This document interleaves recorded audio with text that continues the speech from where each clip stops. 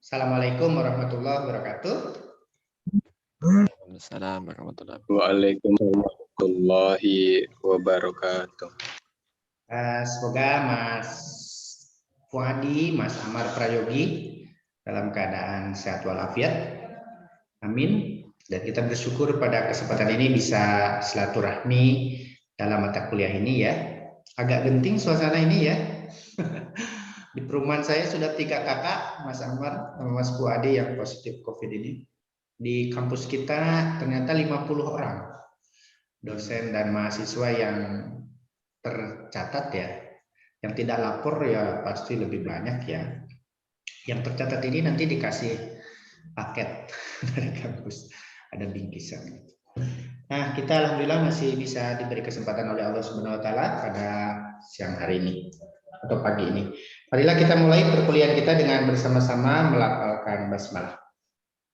Bismillahirrahmanirrahim. Bismillahirrahmanirrahim. Oke, di sini udah menyerahkan ya. Wah, lengkap ini. Bersama Fuadi. Oh, barusan ya. Pengertian akhlak, pengertian etika, moral. Nah, ini Mas Amar lengkap dengan numbringnya, urgensi dan ruang lingkup. Kemudian, oh sampai situ. Ya, oke. Pokoknya sesampainya ya. Baik, hari ini kita akan diskusi dan tentu karena ini hanya 2 orang, pasti hasilnya akan lebih baik daripada pengampu mata kuliah 40 orang. Kita bersyukur ini hanya sedikit. Ngulang apa nggak lulus sih dulu? Apa lupa ngambil? Belum ambil, Pak. Oh, belum ambil. Iya, Baik. sama-sama belum ambil semua, Pak. Ya, sip. Tapi harus A ya. Baik, mau ujian toh, mau ujian skripsi. Baik, kita akan diskusi satu sekarang khusus tentang akhlak ya. Pengertiannya, ruang lingkupnya. Oke, terlihat Mas Amar, Mas Nur? Terlihat, Pak. Oke. Dari segi bahasa, akhlak itu plural ya, teman-teman. Jamak. Mufradnya apa singularnya? Dari ringkasan kemarin. Singularnya, mufradnya khulq kan? Khulqun atau khulqun ya. Di sini bisa mati, bisa hidup. Nah, jadi akhlak itu kita bicara tiap hari tentang akhlak itu jamak, itu plural, itu jamak. Oke, tunggalnya, singularnya, mufradnya ini dia, khulqun. Oke, nah kita hari ini akan diskusi tentang itu semua. Satu tentang akhlak ya, pengertiannya secara etimologis maupun terminologis. Kemudian bagaimana hubungannya makna itu dengan etika, moral, akhlak itu bagaimana? Karena ada yang di tempat Mas Amar Prayogi misalnya kurang sopan, tetapi di tempat lain harus begitu Mas Amar. Mas Amar kalau ke saudara-saudara saya di Sumatera Utara sana, di bagian Tapeng, Tapanuli Tengah, itu kalau disuguhi minum gini, suguhi minum teh atau kopi, kalau diminum di depan mereka harus setelahnya itu harus itu menandakan minumannya enak, puas gitu. Pasti ya, kata pribuminya, enak ya bang, enak kan bang? Akan dijawab, wah mantap tenan. Di Jogja ya mantap, wah mantap banget. Di sini jangan coba-coba Mas Amar, Mas Prayogi saya untuk disuguhi di Jogja minum keluar gitunya ya. Itu enggak sopan, itu moral gitu ya, moral. Di sana harus Mas, kalau nggak gitu menandakan minumannya gak enak, nggak mantap. kurang mantap. Mantap ya Bang. Mantap lah. Tambah lagi Bang. Iyalah. Padahal ya sebenarnya biasa saja. Itu ya. Jadi ada juga kata etika ya yang sering di masyarakat digunakan secara sama, padahal makna dasarnya sama tetapi perspektifnya berbeda. Yang ketiga, kita akan diskusi tentang apa? Ruang lingkup ya. Ruang lingkup akhlak. Karena itu di agama Islam dengan agama lain mungkin berbeda ya. Ada sesuatu yang menurut agama Islam konsep akhlak ini bagian dari akhlak, tapi di agama lain atau tradisi lain itu nggak ada hubungannya dengan ajaran agama gitu kan? Karena kita ada konsep akhlak ini, bukan konsep moral, bukan konsep etika. Nanti akan kita lihat. Yang keempat, kita akan diskusi tentang dasar ya. Tadi sebenarnya belum ada dasarnya, Mas. Siapa yang saya baca terakhir? Dasar akhlak dari Quran dan hadis, dasar akhlak ini. Dan yang kelima, kita akan diskusi tentang tujuan, mengapa toh akhlak itu penting. Bahkan Rasulullah dikatakan, innama bu'istu liutamina makarimal akhlak. Di Rasulullah pertama-tama ditegaskan, aku diutus untuk menyempurnakan akhlak. Jadi penting sekali ini akhlak ya. Bukan akidah dulu, ternyata akhlak dulu ya. Akhlak. Nomor 6, kita akan diskusi tentang karakteristik akhlak dalam Islam. Oke. Kemudian yang ketujuh, kita akan diskusi tentang apa itu akhlakul karimah. Jadi akhlak itu masih netral juga ya, karena ada akhlakul karimah, ada akhlak mazmumah ya, ada akhlak terpuji dan akhlak tercela. Nah, ini kita akan fokus ke akhlak terpuji ini. Itu ya, kurang lebih 1 jam karena jam 11 saya uji tesis, jam 13 juga uji tesis. Baik, ini tema kita hari ini. So, yang pertama kita akan dengar presentasinya Mas Muadi. Apa itu akhlak?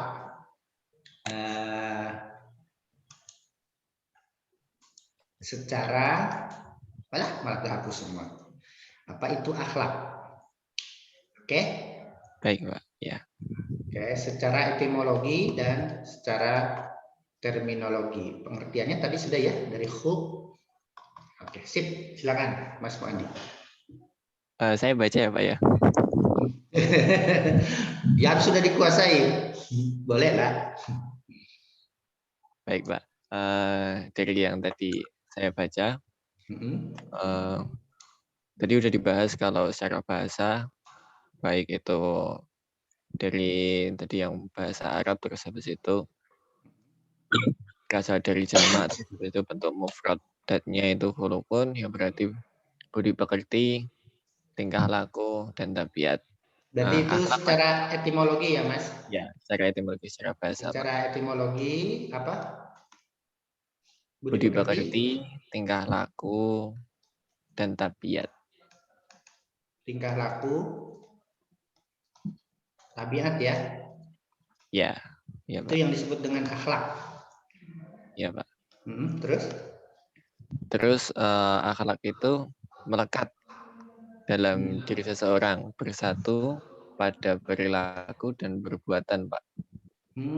Melekat pada diri seseorang ya? Ya Pak, ya. Nah, dan melekatnya itu nanti ada 2, Pak. Ya nanti mungkin bisa dijelaskan lebih lanjut lagi ya Pak ya. Tentang yang tadi yang akhlakul karimah, yaitu yang akhlak yang baik, yang melekatnya itu baik. Terus habis itu ada yang mazmumah ya Pak ya, atau ya mazmumah itu yang tercela, begitu Pak. Secara pengertiannya begitu. Kalau secara istilah terminologi apa itu ya kan Pak? Secara bahasa. Iya Pak. Mas Amar menemukan pengertian akhlak secara terminologi? Menurut Ibnu Maskawai misalnya, menurut Ghazali. Oh, yang Goza. Itu tadi itu saya nemu di jurnal toh, Pak. Tapi itu cuman bahasa Arab. Nah, Jadi ada bahasa Arabnya gimana? di jurnal yang mana ya tadi, Pak? Bentar. Tapi itu saya ada kok, Pak, di ringkasan ya. Di ringkasannya ada. Kayak mana coba? Baru saya buka bentar. Tapi nggak ditulis ininya bahasa Arabnya ya? Iya. Oke. Kalau bahasa Arabnya betul ya, secara terminologi, secara etimologi, akhlak itu dari kata khulq atau hulkun ya, artinya budi pekerti, tingkah laku, tabiat. Walaupun makna dasarnya bukan hanya ini ya, khalaqa yakhluqu kan, penciptaan. Tapi dalam kaitannya dengan diskusi ini dia. Pengertiannya budi pekerti, tingkah laku, dan tabiat. Nah, secara terminologi ini memang yang melekat pada diri seseorang. Jadi kalau orang akhlaknya baik, merespon segala sesuatu akan dengan baik kan teman-teman? Sikapnya baik, perilakunya baik.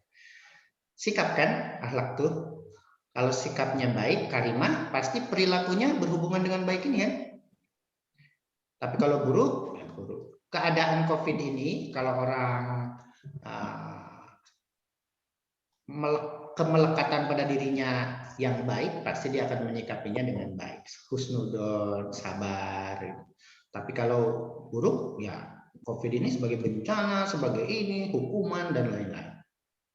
Nah, itu secara etimologi dan sedikit secara terminologi dari Mas Pak Odi dan Mas Amar.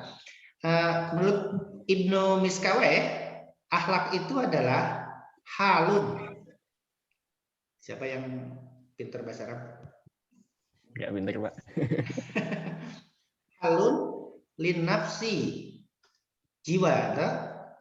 Nah, keadaan jiwa halun lin nafsi, da'iyatun laha.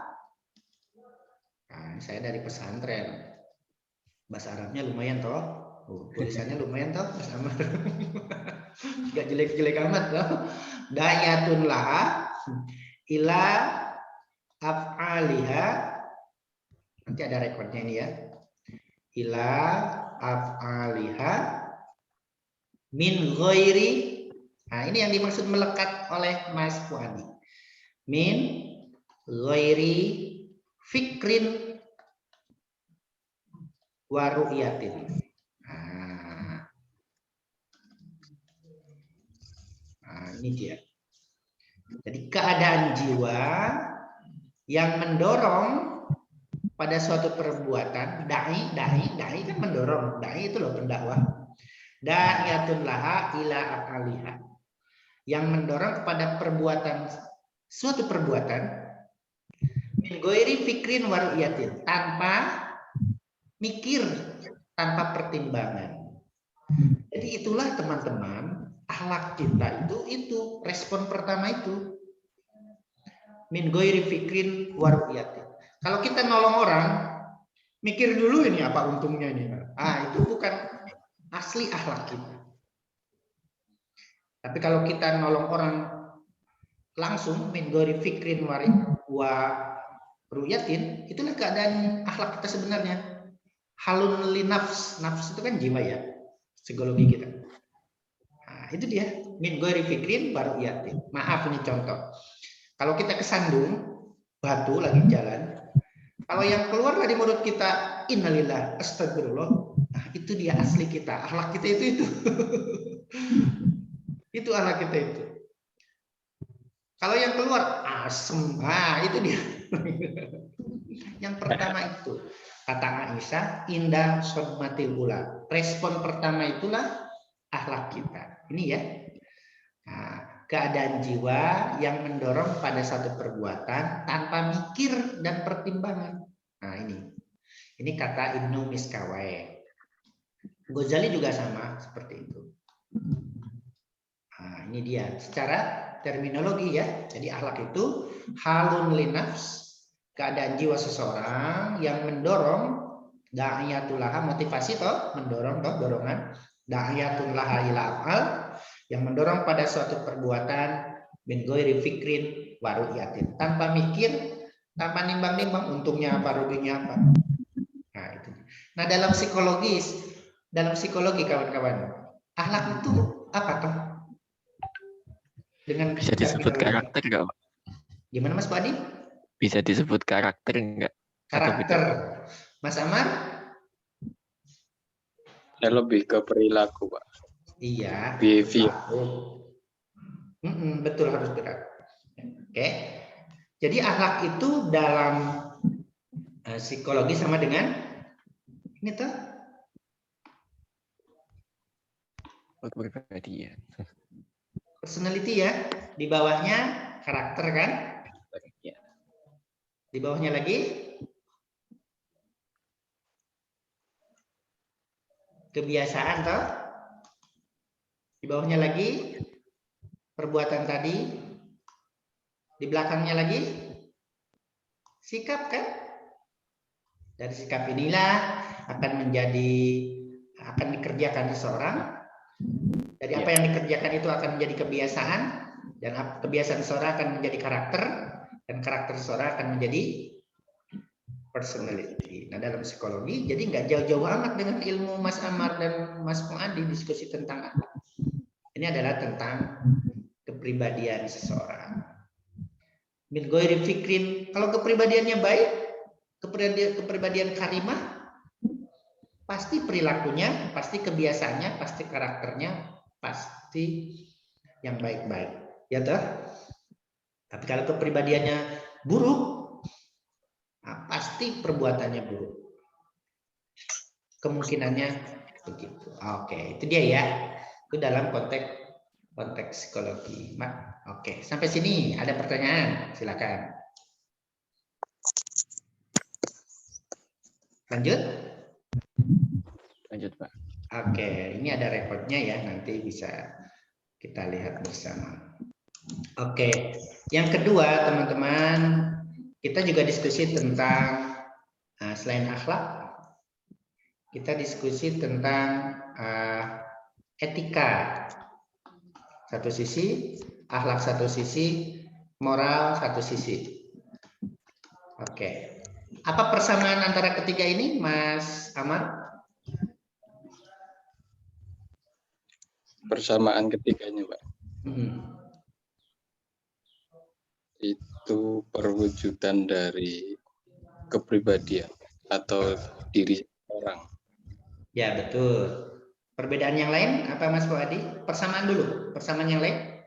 Kayak contoh saya tadi itu. Contoh minum di satu tempat dengan tempat lain berbeda. Sama-sama persepsi tentang baik buruk ya, Pak ya. Oke, itu dia. Persamaannya ini semua adalah nilai baik dan buruk ya. Oke. Oh, kamu nggak berakhlak, gitu kan. Oh, kamu kok nggak beretika. Kamu kok nggak bermoral. Nah, itu dia. Tiga terminologi ini sering digunakan secara bergantian, walaupun sebetulnya distinct ya, baik dan buruk. Nah, itu persamaannya itu bicara tentang baik, apa yang baik, apa yang buruk, apa yang karimah tadi, apa yang madmumah tadi. Nah, itu persamaannya. Perbedaannya apa Mas Amar? Apa bedanya bicara baik dan buruk dalam akhlak, dalam moral, dalam etika? Perbedaannya, Pak. Sama-sama bicara baik dan buruk kan? Mana dulu boleh? Perbedaannya, kalau yang di tulisan saya itu tadi, ya. Itu berdasarkan, jadi akhlak, etika, dan moral. Itu bergantung kebudayaan masing-masing, Pak. Yang mana? Tiga-tiganya? Ya. Budaya. Oke, tergantung budaya ya. Baik akhlak maupun etika ya, maupun moral. Oke, Mas Amar, Mas Fuad, apa bedanya? Kalau secara bahasa etika itu adat, Pak. Tapi kalau yang yang moral itu secara bahasa itu kebiasaan, Pak. Oh, kebiasaan. Kalau etika tadi apa? Etika itu adat. Oh, Kalau adat. Kalau moral kebiasaan. Kebiasaan. Kalau akhlak? Aduh. Oke, makasih. Bagus-bagus ya responnya. Budaya, adat sama ya. Ya, oke. Semua ini bicara menuntun manusia tentang baik dan buruk. Bedanya adalah perspektif, mode of thought, ya, point of view. Oke. Kalau moral ini perspektifnya sosiologis, budaya kata teman-teman ya. Kayak tadi itu, kalau di daerah mana ya? Temanggung apa ya? Kalau dikasih teh itu sampai lober loh Mas Bu Adi, Mas Amar. Sampai ketataannya itu sampai penuh. Kalau di Jogja kan pelecehan itu kan, dikasih minum maksud itu. Iya.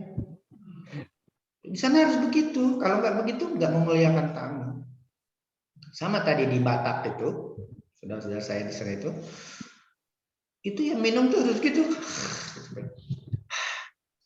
Ada hahnya. Itu tanda minum enak. Kalau enggak, kecewa itu. Saudara kita, tuan rumah. Kalau di rumah Mas Amar sama Mas Fuadi gimana? Kalau ada tamu, gimana? Oh pasti jorok gitu loh. Gitu? Nggak sopan. Di sini nggak boleh ngecap kan? Iya, nggak boleh. Oke. Kalau di Padang gimana teman-teman? Kalau makan bertamu? Makanya kalau makan sama orang Padang yang masih mempertahankan itu ya, tidak semua. Itu kalian jangan risih kalau mereka makannya. Nah, di sana gitu harus makan menandakan makanan tuan rumah enak itu di wilayah tertentu ya. Ya kita kalau makan harus enak itu makanannya Mas. Kalau nggak gitu, oh, tuan rumah kecewa. Oh makanan saya kurang enak. Wah di Jawa nggak boleh, di Barat aja nggak boleh kan? Karena di Barat itu kalau kita punya teman Barat minum, oh dibilang kayak kodok. Kodok, frog gitu ya. You are like frog. Nah itu dia. Baik buruk tapi pertimbangannya sosiologis sehingga sangat mungkin di suatu tempat baik, di tempat lain tidak baik kan. Oke. Kalau etika apa perspektifnya? Teman-teman? Nilai apa? Gak etis lah. Nilai apa? Filosofis ya. Nilai terdalam ya. Nah, walaupun secara penggunaannya nanti sama. Etika kita dengan etika di tempat lain berbeda ya teman-teman. Sehingga baik dan buruknya sangat relatif juga kan? Ada unsur relatif tuh. Oke. Unsur relatif tuh. Oke. Ya, saya di pondok itu punya teman orang Australia ya. Di Gontor tuh kalau ketemu itu selalu muji tiap pagi. You are so handsome today. You wah muji-muji gitu. Karena etika mereka begitu, harus muji-muji orang. Kita kan ketemu orang, ketemu kan mereka manggu, satu suruh. Iya, budaya tertentu harus mengedepankan itu. Gitu. Oke. Di masyarakat tertentu di barat misalnya cowok gandengan tangan dengan cowok biasa saja tuh, nggak masalah tuh. Cowok pakai kutek ya biasa aja tuh. Gak apa-apa, etis saja, itu hak dia. Coba Mas Fuadi besok ke prodi psikologi mau daftar Monakos. Gandengan tangan sama Amar. Geger. Karena etikanya di sini nggak begitu. Kalau di masyarakat tentu di barat apa masalahnya toh? Nggak ganggu orang toh? Nggak masalah. Sehingga relatif. Nah, kalau akhlak, teman-teman, ini pertimbangannya baik dan buruk adalah teologis, ajaran agama, sehingga relatif kebalikan dari relatif tadi, kebenaran relatif, kebenarannya relatif absolut kan? Oke. Misalnya pergaulan bebas tanpa pernikahan laki-laki perempuan. Di perspektif sosiologi barat nggak masalah toh. Etika barat nggak masalah toh. Yang penting tidak melanggar hak orang, tidak melakukan kekerasan, tidak dilakukan di depan umum, tidak dilakukan dengan di bawah umur. Nggak masalah. Nggak ganggu orang, nggak dilakukan di alun-alun, nggak apa-apa tanpa pernikahan. Tapi menurut akhlak, walaupun di barat, muslim di barat, muslim di timur, tetap tidak boleh berhubungan lebih antara dua insan yang belum terikat dengan pernikahan. Buruk gitu. Gitu, buruk gitu. Maka harus melalui nikah baru baik. Nah, itu dia. Kalau di tempat tertentu nikah itu nomor sekian, cari kecocokan dulu, udah punya anak, ini belum nikah tuh. Coba itu bintang-bintang sepak bola itu ya, anaknya udah 4, udah 5, ya deh. Oke, itu ya perbedaan antara akhlak absolut. Kemudian karena agama ya, pertimbangannya seperti yang akan kita diskusikan itu, argumennya teologis. Dalam Islam adalah Quran dan hadis kan, Al-Quran dan Al-Hadis. Nah, itu dia. Makanya pesepak bola Muslim itu kalau juara di liganya masing-masing sangat menderita ya. Karena disemburin bir sama teman-temannya kan, dikocok-kocok itu ya, sampai lari-lari, lari Barry, Benzema itu sampai menghindar sama kawan. Sehingga sekarang ada aturan nggak boleh merayakan juara dengan Muslim dengan nyemprot-nyemprot bir.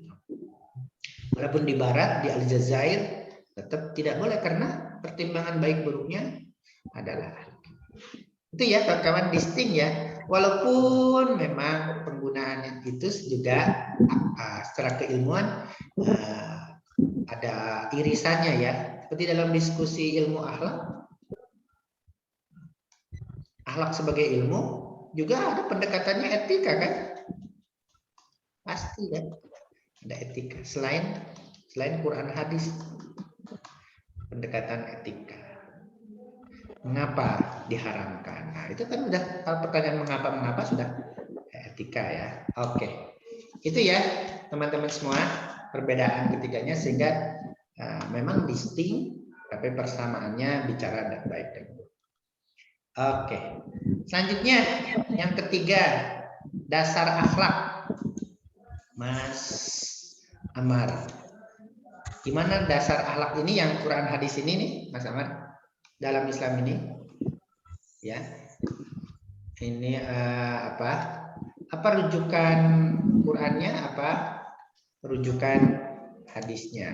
Mohon pencerahannya dari Mas Amar, silakan.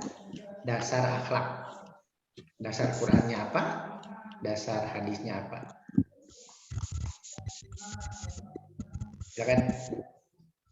Ada di resumnya? Untuk dasar dari Al-Qur'annya ada di surat An-Nahl ayat 123. Bunyinya apa? Saya nggak menyertakan bunyinya. Artinya aja. Kalau artinya, ajaklah manusia ke jalan sana dan depan dan berdiskusi dengan Ud'u ila sabili rabbika bil hikmati wa mau'izatil hasanah ya. Wajadilhum hasanah Wajadilhum billati hiya ahsan. Artinya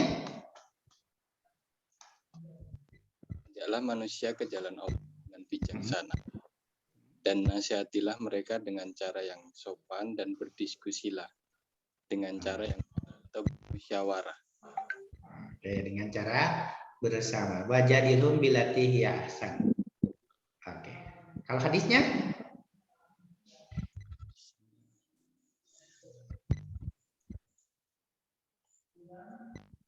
Diriwayatkan oleh Bukhari dalam Adab Al-Mufrad dan Rasulullah Shallallahu Alaihi Wasallam. Tidak ada sesuatu yang diletakkan di mizan Allah yang lebih berat daripada akhlak yang baik. Mamin, tidak ada yang sesuatu yang diletakkan di mizan yang lebih berat pada akhlak. Oke, min mizanin askol kalau nggak salah. Askolu min dari akhlak yang baik. Oke, min husnil huluki. Nah, oke. Ada tambahan Mas Fuadi? Makasih sama. Kalau dasarnya sama yang tadi jenengan sih Pak. Surat Al-Ahzab ayat 33. Yang lain? Ada ayat lain?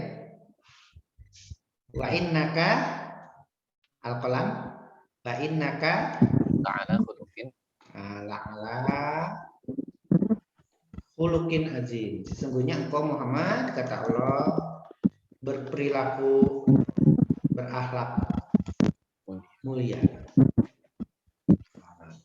La'ala khuluqin azim. Nah, itu dia. Khuluq kan bukan akhlak toh, karena beliau sendiri toh. Khuluq. Oke. Kalau hadisnya ada yang lain? Hadis ini Mbak, inna min khairukum asanakum khuluqan atau apa ya Mbak ya? Sama ya. Iya. Khairukum asanukum khuluqan. Khairukum sebaik kalian, ahsanukum khuluqan. Sebaik kalian adalah orang yang paling baik akhlaknya. Nah, itu dia ya. Hadis tuh. Oke, jadi baik dan buruk itu. Terus yang terkenal innama bu'istu, kata Rasulullah, innama bu'istu li utammima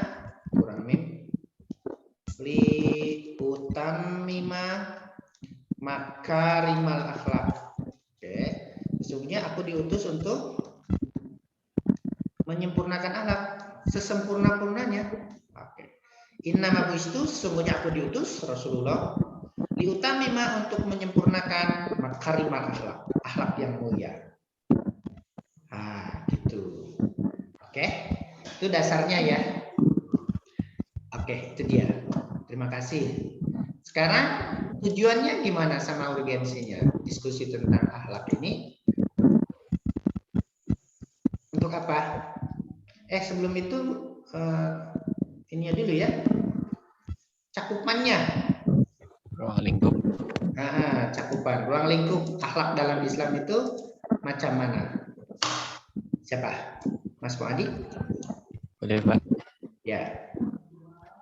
Kalau yang saya temukan Pak, itu ada 5 Pak malahan. Satu. Akhlak terhadap diri sendiri. Diri sendiri. Ini mungkin cakupannya untuk mungkin sosial ya Pak ya. Habis itu ada dalam keluarga. Terus masyarakat. Sampai bernegara. Ya, terus habis itu yang terakhir itu ada terhadap agama. Mungkin ini lebih ke pertanggungjawaban kita sebagai Muslim kepada Rasul dan Allah mungkin ya Pak ya. Oke, Rasul dan Allah ya. Tambahan ya. Iya. Tapi kok Allah paling bawah ya. Kalau Mas Amar? Kalau di sini ada 4, Pak. 1. Berdasarkan buku dari Akhlak Al-Islamiyah karangan Abdurrahman Hasan Al-Maidi. Allah, hablum minallah. Allah, terus? Yang kedua dengan manusia yang lain. Manusia, terus? Nah, terus yang ketiga diri sendiri. Gimana? Yang ketiga dengan diri sendiri. Oh, diri sendiri. Yang keempat? Makhluk hidup yang lain. Oke, makhluk lain.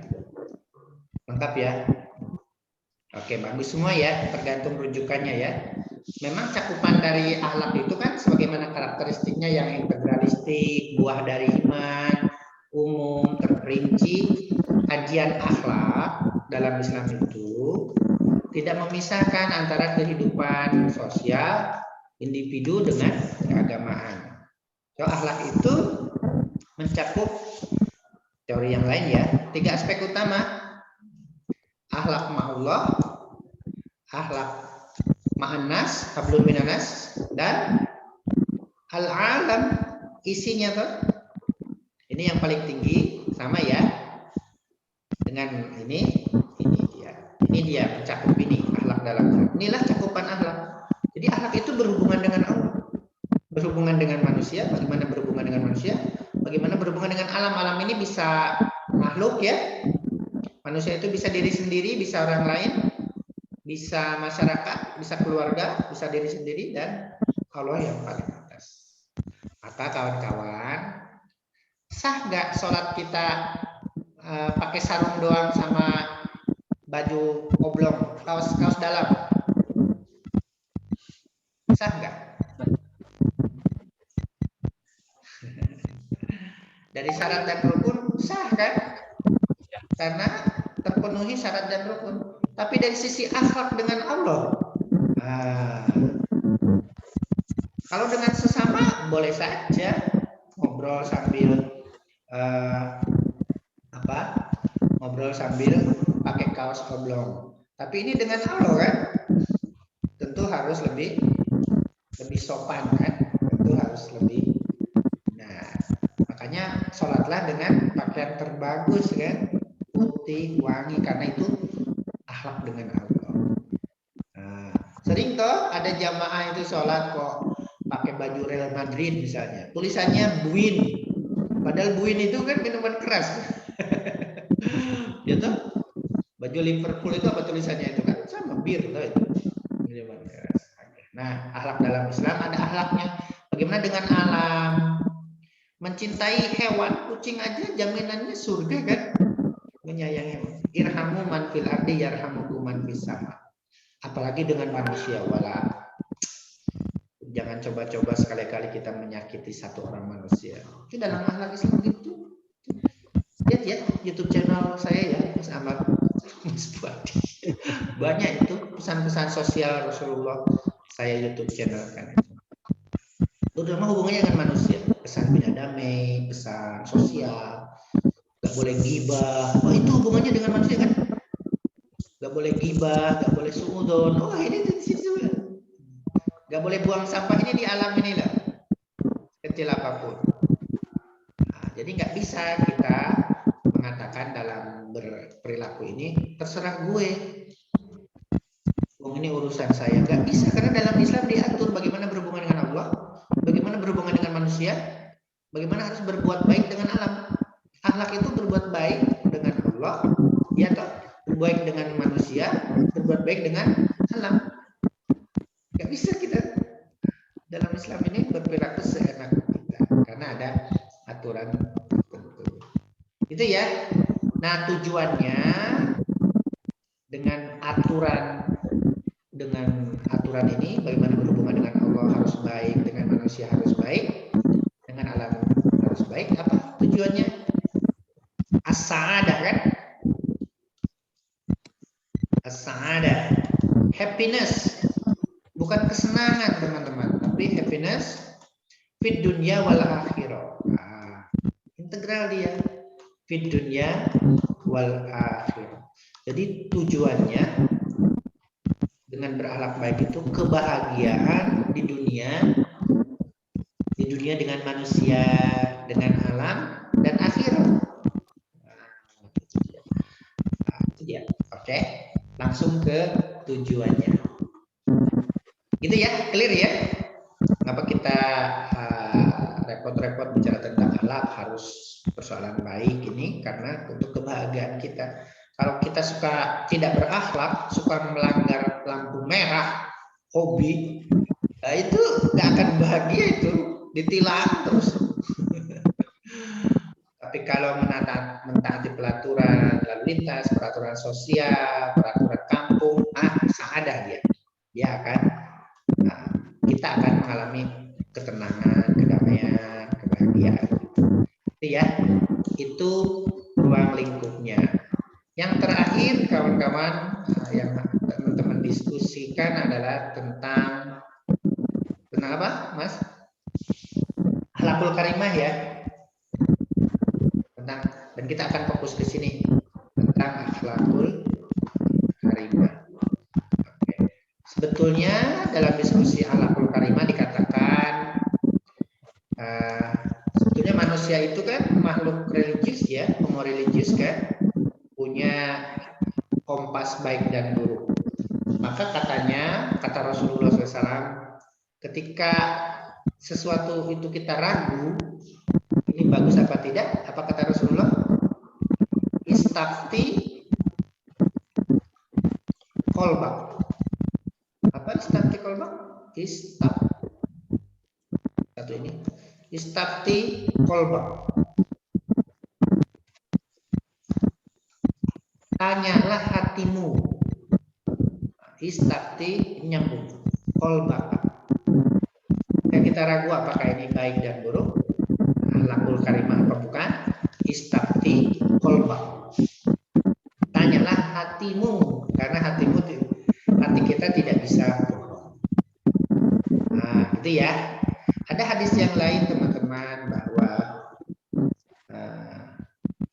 kebaikan itu, akhlakul karimah itu apa-apa yang membuat seseorang tenang, damai. Kalau kita mengerjakan perbuatan baik, apa yang dirasakan? Pasti tenang, damai, sehat bahkan ya.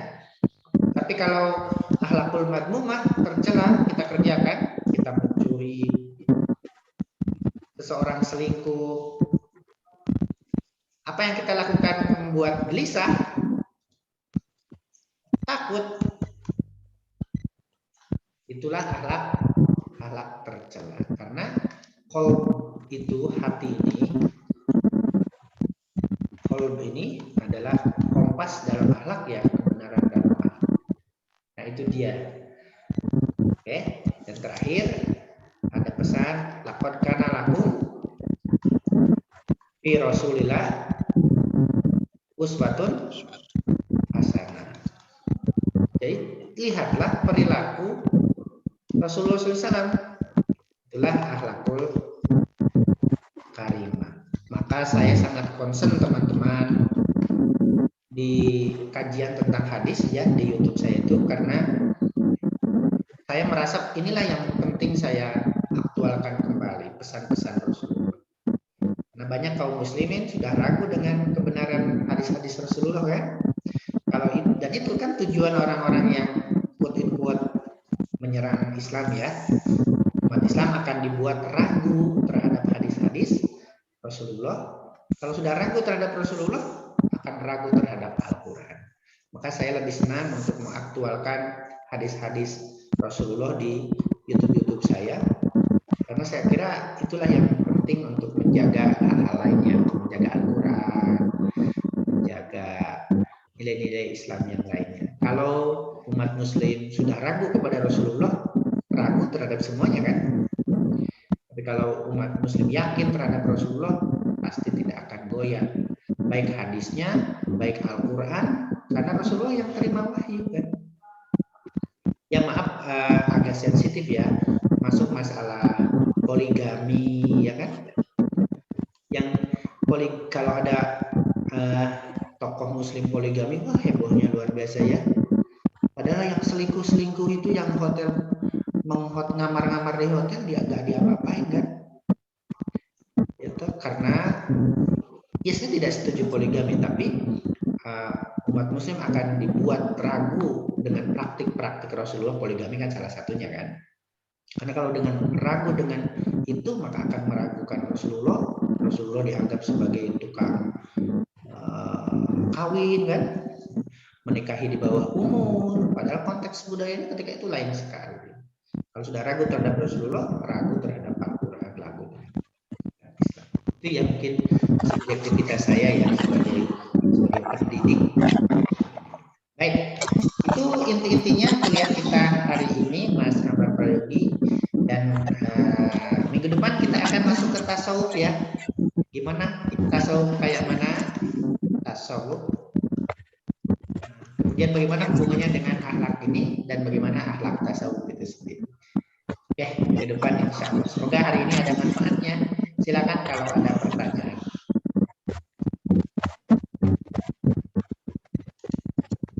Ada pertanyaan? Cukup? Suaranya nggak ada, Mas Amar. Nggak ada.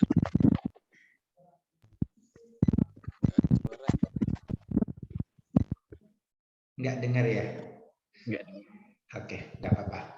Kalau cukup, mari kita tutup dulu diskusi kita. Terima kasih atas pencerahannya Mas Fuadi, Mas Amar kepada saya. Dan kita semua saling mencerahkan ya. Baik, marilah kita tutup perkuliahan kita pada kesempatan ini. Insya Allah bermanfaat dengan bersama-sama melafalkan hamdalah. Alhamdulillah. Alhamdulillah.